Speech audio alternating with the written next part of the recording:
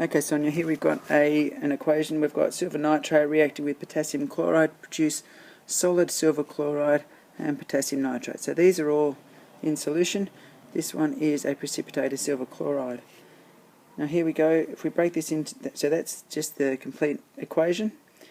This is the ionic equation. So anything that is ionic, that is aqueous, has just been split up. So we've got silver ions and nitrate ions from the silver nitrate. We've got potassium ions and chloride ions from the potassium chloride. The silver chloride does not split up because it is not ionized. It is not split up in solution. The potassium ions from the potassium nitrate solution and the nitrate ions. So this is a complete ionic equation. This one is a net ionic equation. A net ionic equation just includes those ions or those things that actually react. Now if we look here, in this one we've got nitrate ions on this side and nitrate ions on that side. Well, that just means that they're spectator ions, so we don't include those in the net ionic. If we look at the chloride ions here, well, chloride ions are used, okay, they change, so they're included. But if we look at the potassium ions, the potassium ions don't change, so once again we just cross those out. And what we're left with is the silver ions, the chloride ions, and the silver chloride, and that is our net ionic equation. The potassium ions and the nitrate ions, because they don't change, so we've got potassium ions here, nitrate ions there, because they do not change, they are called spectator ions. You need to remember that all of this stuff is floating around in a beaker, for example, except for the silver chloride, which is a precipitate. Another example here, we've got solid magnesium being placed into some copper sulfate solution, reacting to produce magnesium sulfate, aqueous, plus solid copper. Now once again, that's our complete equation, that's just our normal equation. Make this into a complete ionic equation. We've got magnesium, or it hasn't changed.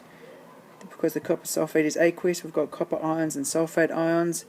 Again, because the magnesium sulfate is aqueous, we've got magnesium ions and sulfate ions, and the copper by itself.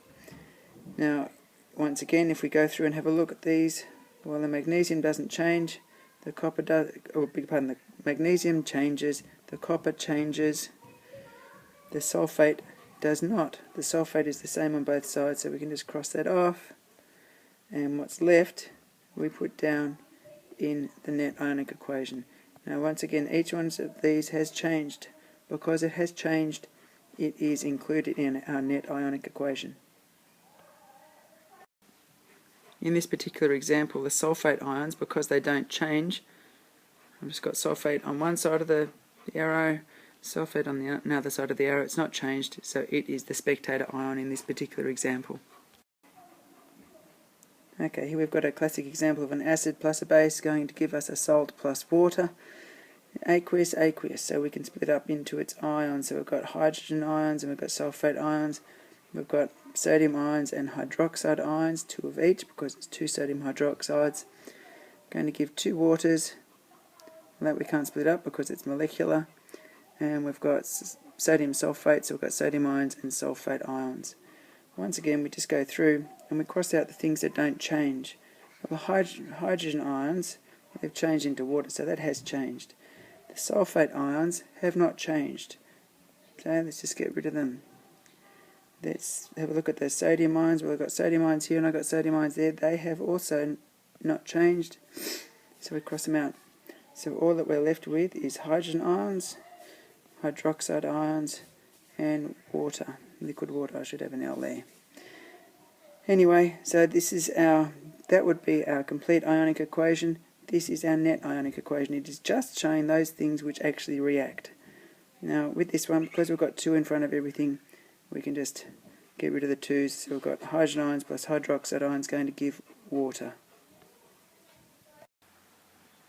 Because we have got sodium ions here and sodium ions there, sulfate ions here and sulfate ions here, they don't change, so these are the spectators in this particular example, and spectator ions are not included in the net ionic equation.